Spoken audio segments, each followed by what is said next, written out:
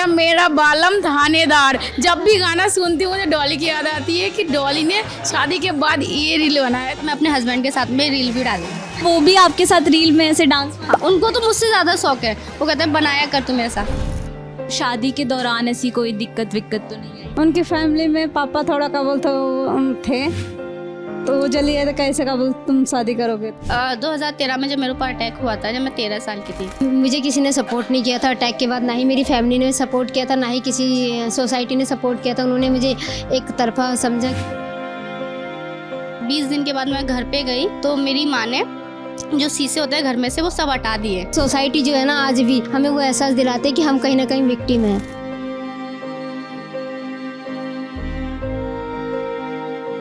ऐसे अटैक एक लड़की के ऊपर नहीं होता, उसकी पूरी फैमिली के ऊपर होता है, पूरी फैमिली के ऊपर होता है। उसने तो मेरी ज़िंदगी ख़राब करना चाहा, पर मैंने उसको दिखाया मैं आसमान में उड़ के, मैं आसमान में उड़ के। नमस्ते, मेरा नाम सुप्रिया है और आप लल्लन टॉप देख रहे हैं। इस समय हम दिल्ली के प्रेस क्लब में हैं और हमारे साथ कुछ हीरोज़ हैं। वो अपनी ज़िंदगी में कुछ ऐसा कमाल की हैं, अपनी ज़िंदगी में उन चुनौतियों से पार पाई हैं और एक बल हासिल किए हैं जो हम सबके लिए मिसाल बन सकता है, हम सबके लिए प्रेरणादायक बन सकता है। तो आज हम इन्हीं हीरोज़ से इनकी ज़िंदगी की कहानी जानेंगे। तो सबसे पहले हम आपका नाम जानेंगे। आप? मेरा नाम सीमा है और मैं अकबरपुर से हूँ। और आप कहाँ से? मैं आगरा से आई हूँ, मेरा नाम डॉली है। आप लोग जब आज यहाँ आने वाले थे तो इससे पहले आप लोगों की आपस में एक बातचीत हुई थी? नहीं हुई थी? इसके बारे में नहीं बात हुई थी कि इवेंट होने वाला है या क्या। मुझे तो 9:30 बजे जगाया गया कि उठ जा, इवेंट में जाना है। और हम लोगों को तो पता ही नहीं था, हमें बस ये बताया था आप लोग चेन्नई जा रहे हो इवेंट के लिए। पर ये बोला सब लोग अलग अलग जगह सारे। तो मैंने बहुत लोगों से नहीं मिली हूँ, तो मैं सब लोगों से मिल रही, तो मुझे बहुत ज़्यादा अच्छा लग रहा है। और आप सोशल मीडिया पे हैं? हाँ, सब लोग हैं। इंस्टा, फेसबुक, किस पे? जी, मैं तो मतलब वीडियो बनाती हूँ डांस की, क्योंकि मुझे डांस थोड़ा पसंद है, तो मैं अपने हस्बैंड के साथ में रील भी डालूंगा।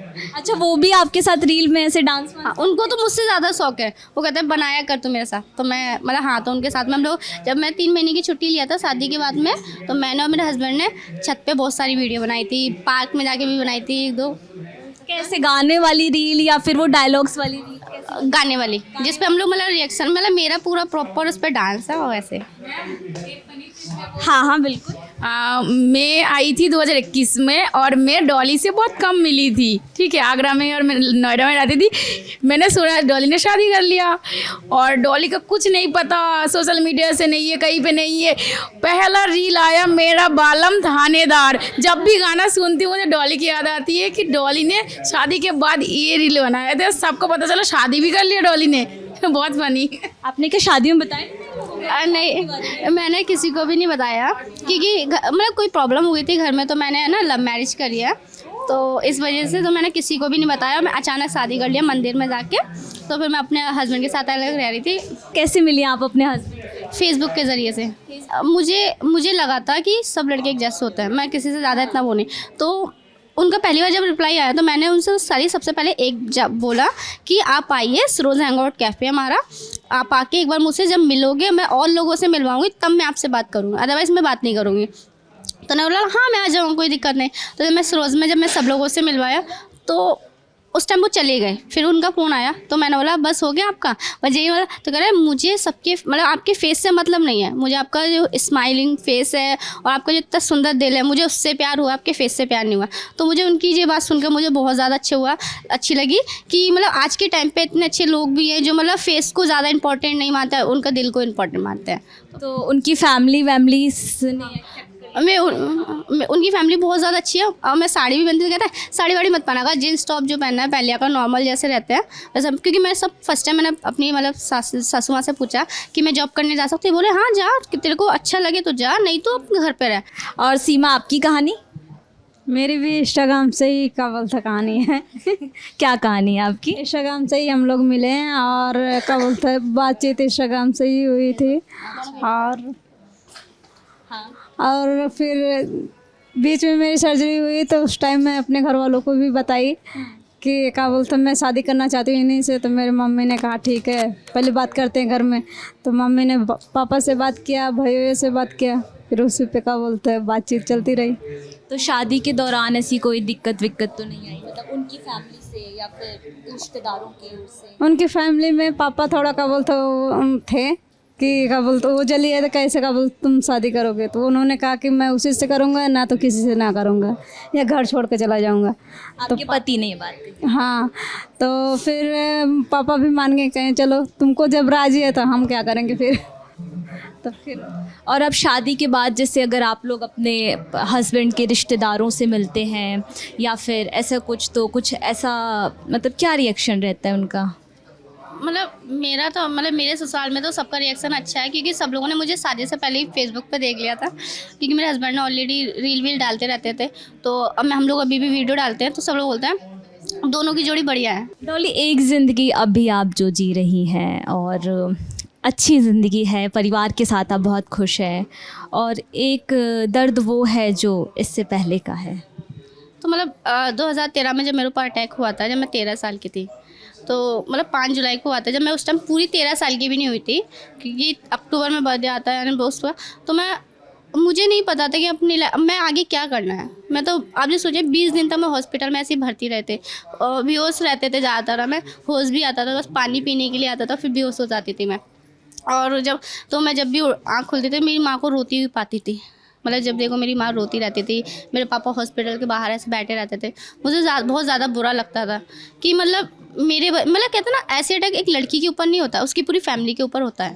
क्योंकि लड़की तो चलो हॉस्पिटल में पूरा स्ट्रगल कर ही रही है, और साथ में उसकी फैमिली भी पूरा स्ट्रगल कर रही होती है। तो मतलब बहुत ज़्यादा पेनफुल होता है, क्योंकि हमारे वजह से मेरी पूरी फैमिली रोती रहती थी, मेरे माँ बाप रोते रहते थे, तो मुझे बहुत ज़्यादा बुरा लगा। और जब मैं 20 दिन के बाद मैं घर पर गई तो मेरी माँ ने जो शीशे होते हैं घर में से वो सब हटा दिए कि मैं अपना फेस ना देख पाऊँ। तो मैं बार बार पूछती थी मम्मी मुझे अपना फेस देखना है, क्योंकि ऐसा भारी भारी फेस हो गया था मेरा, पूरा सूजा सूजा सा। तो ट्यूब लगाते थे, मैं बोलती मम्मी मुझे अपना फेस देखना है, तो मम्मी बोलती थी नहीं तू सुंदर है, तू क्या करेगी फेस देख के। तो मुझे फिर भी नहीं, मुझे देखना है, तो फिर मैं देखती नहीं थी और मैंने दिखाया नहीं। तो जैसे वॉशरूम करने जा रही तो एक ट्रे होती है ना स्टील वाली, तो उसमें मेरा अचानक मेरे फेस पे मतलब निगाह पड़ गई उस पर। तो मैं उसको देख के इतना ज़्यादा रोई, बहुत ज़्यादा, कि मतलब मेरे को बहुत ज़्यादा, मैं 2-3 दिन तक खाना नहीं खाया, मैं रोए जा रही थी बस। कह रहे अब मेरा फेस ऐसा हो गया, अब मुझसे कोई बात नहीं करेगा, मैं स्कूल नहीं जा पाऊँगी। मतलब होता ना, एक मेरी स्टडीज़ भी मतलब मैं स्कूल नहीं जा पाऊँगी। सबसे मेन इम्पॉर्टेंट होता है मेरे सारे फ्रेंड्स से सब दूर हो गए, मैं घर से बाहर नहीं निकल पाती थी, तो मेरे लिए बहुत ज़्यादा डिफ़िकल्ट था। मैं 2 साल, ये सोच लीजिए मैं 2 साल कंटिन्यू अपने घर में रही थी, घर से बाहर नहीं जाती थी। और मुझे सबसे ज़्यादा घूमने का बहुत शौक़ था, और बिल्कुल जस्ट सामने एक दुकान थी, मैं उस पर भी नहीं जाती थी।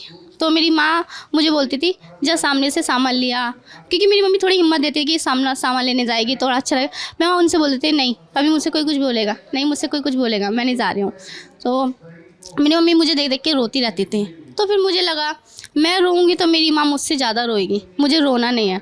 तो फिर उस दिन का दिन आज तक मैं रोती नहीं, उनकी अपनी माँ के आगे पीछे वालों रोती थी, फिर नहीं। फिर 2015 में मेरी माँ काम करती है खाना बनाने का, तो जो कोठी वाली थी ना, उन्होंने न्यूज़पेपर में देखा, तो उन्होंने बताया कि ऐसे एक शिरोज हैंगआउट कैफ़े खुला है, वहाँ पे लड़कियों को हिम्मत मतलब वहाँ पे काम के लिए।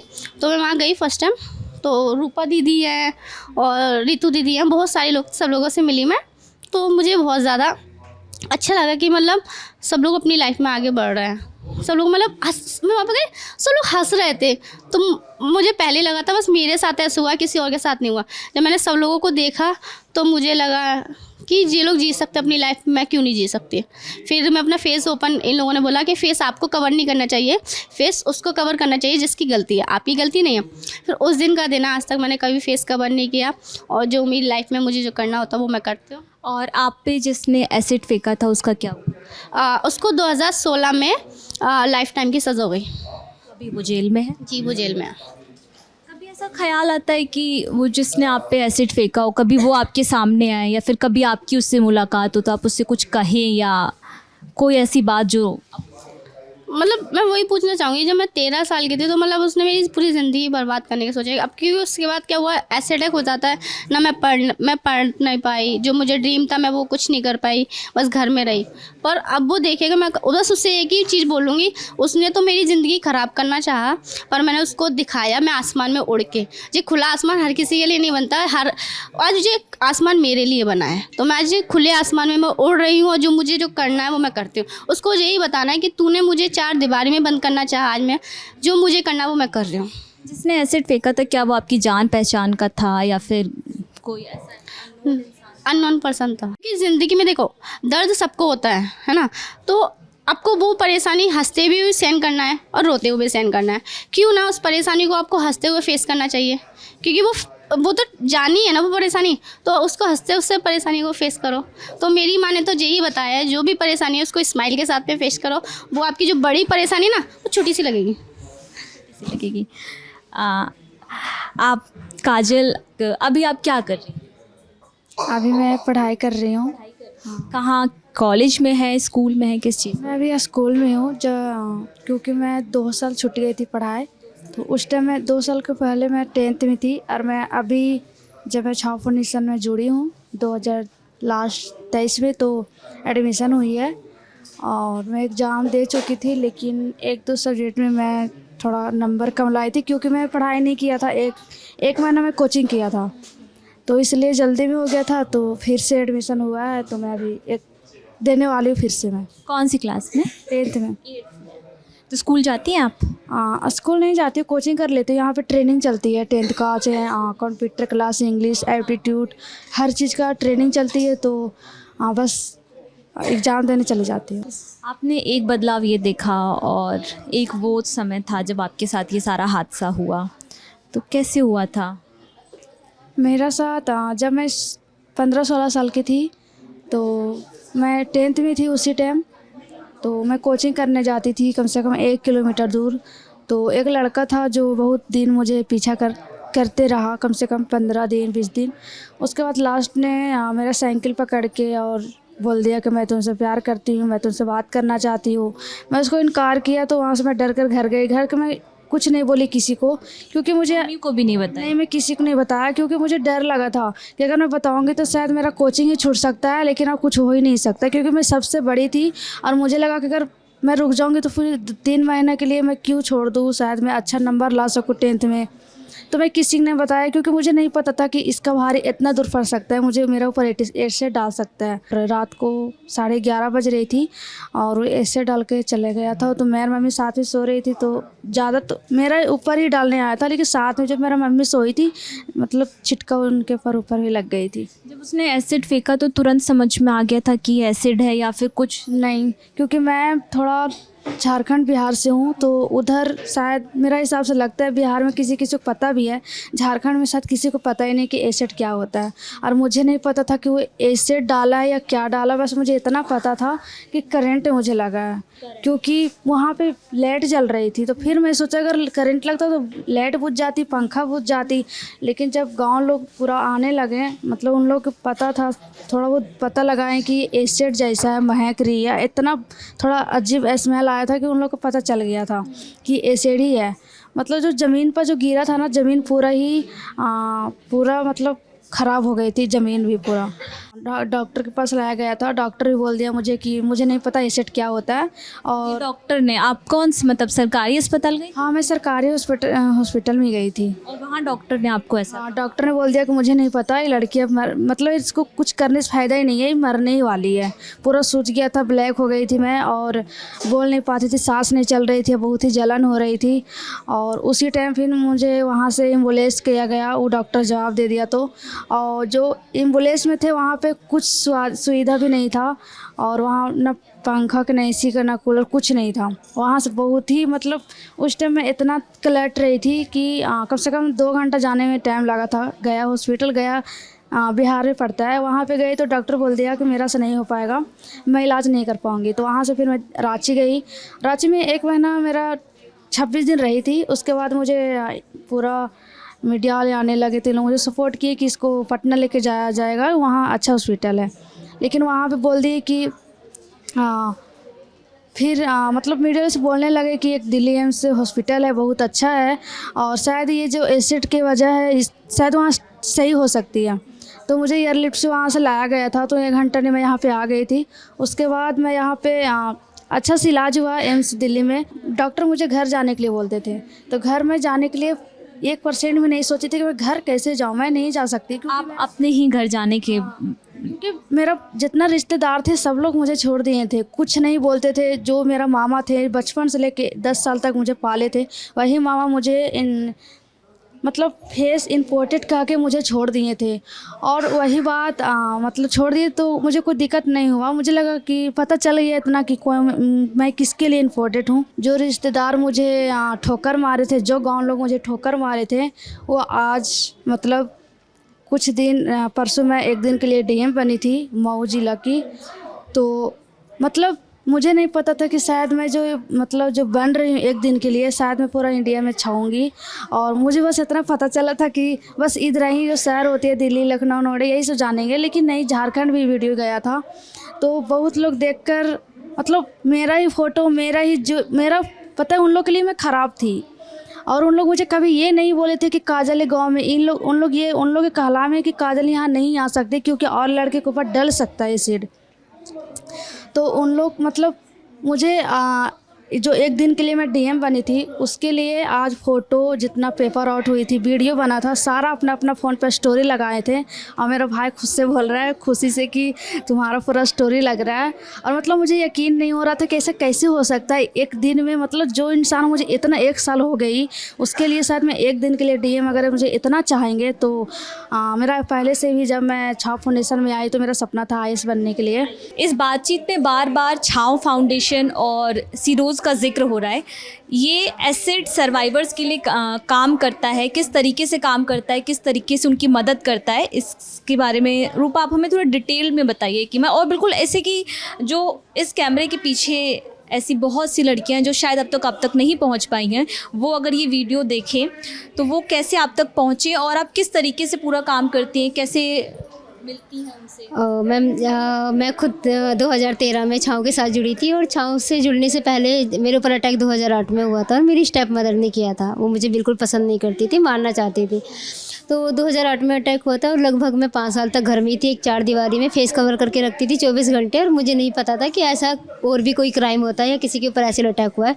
मुझे लगता था कि मैं ही एक ऐसी लड़की हूँ। फिर 5 साल के बाद 2013 में जब मुझे ये कैंपेन था आलोक भाई के बारे में पता चला, आशीष भाई के बारे में पता चला कि वो एसिड अटैक लड़कियों के लिए कुछ काम करना चाहते हैं, तो वो लड़कियों को अपने साथ जोड़ रहे हैं। तो जब मैं जुड़ी थी तो तब मैंने पहली बार ऐसी लड़कियों को देखा था कि हाँ और भी लड़कियाँ जिनके ऊपर एसिड अटैक हुआ है। तो मुझे छाँव के साथ लगभग 11-12 साल हो गए हैं। तो मुझे किसी ने सपोर्ट नहीं किया था अटैक के बाद, ना ही मेरी फैमिली ने सपोर्ट किया था, ना ही किसी सोसाइटी ने सपोर्ट किया था। उन्होंने मुझे एक तरफा समझा कि कहीं ना कहीं मेरी गलती है तभी मेरे साथ एसिड अटैक हुआ है। बट वो ठीक है, उनकी सोच है। मेरी जो सोच थी वो मैंने अपनी सोच को बदली। तो छाँव यही काम करता है कि उनको घर से बाहर निकाल के लाता है। और जैसे कि सीरोज़ है, सीरोज़ में जॉब भी देता है और साथ ही साथ उनका ट्रीटमेंट भी करवाता है, उनकी एजुकेशन पे काम करता है ताकि वो पढ़ाई करके आगे कहीं जॉब कर पाए और बहुत सारी चीज़ों पे ही काम। तो कैसे इन लड़कियों तक पहुंचती है? मतलब आप खुद से पहुंचते हैं या फिर वो लोग आपसे मैम वैसे तो छाँव की हमारी एक टीम है, रीच आउट टीम। कहीं भी एसिड अटैक होता है तो हमारी टीम वहाँ पे जाती है, रीच आउट करती है, उनको जितना हो सके उतना सपोर्ट करती है। और अभी भी इतने साल बीत गए हैं तो कुछ ऐसी चीज़ें जो आप देखती हैं कि कमी है, चाहे वो किसी भी स्तर पे हो, अस्पतालों के स्तर पर हो, सरकार के स्तर पर हो, प्रशासन के स्तर पर, जिसमें सुधार की ज़रूरत है, या फिर आपकी जो मांगे हैं वो? मैम सबसे पहले तो यही है कि जो अटैकर से उसको कड़ी से कड़ी सज़ा मिले। वैसे तो कहने को उम्र कैद है और 10 साल की सज़ा, लेकिन ऐसा कुछ होता नहीं है। हम लोग 6-6, 7-7 साल केस चलाते हैं, लड़ते हैं, भाग दौड़ करते हैं। सर्वाइवर खुद भाग दौड़ करते हैं। वो अब सर्वाइवर या तो अपना इलाज कराए या जॉब करे या पढ़ाई करे, क्या करे, या कोर्ट कचहरी के चक्कर काटे। तो कहीं ना कहीं हमारा जो केस है ना वो ढीला पड़ जाता है, फिर उनको 2-3 साल बाद छोड़ दिया जाता है। तो ये बहुत बड़ी कमी है हमारी सरकार की कि अटैकर्स को ऐसे खुलेआम नहीं छोड़ना चाहिए। और क्योंकि अटैक हमारे ऊपर हुआ तो हमको तो पूरी ज़िंदगी झेलना है। कहीं ना कहीं हम अपने आप को इतना ब्रेव बना लेते हैं, इतना मतलब हौसला देते हैं कि हम कम नहीं है किसी से। ठीक है, जो हमारे साथ हुआ उसको एक्सेप्ट कर लेते हैं, लेकिन सोसाइटी जो है ना आज भी हमें वो एहसास दिलाते हैं कि हम कहीं ना कहीं विक्टिम हैं। जितनी कहानियाँ अभी आपने सुनी, उन कहानियों की जो किरदार हैं वो भी अलग अलग हैं। कहानियों की जगह भी अलग अलग है, लेकिन लबो लुबाब एक ही है कि उन पे एसिड अटैक हुआ है। लेकिन उनकी हिम्मत, उनका आत्मबल और उनकी मजबूती वो उन तमाम लड़कियों को हिम्मत देगी, हौसला देगी। वो ज़िंदगी के जिस पड़ाव पर भी हैं उनको बहुत मजबूती मिलेगी कि वो ज़िंदगी में आगे बढ़ें। इन लड़कियों की हिम्मत और मजबूती की कहानी आप किस तरह देखते हैं, हमें ज़रूर बताइएगा। कैमरे के पीछे मेरे साथी हैं विजय, मैं हूँ सुप्रिया, आप देख रहे हैं लल्लन टॉप। शुक्रिया।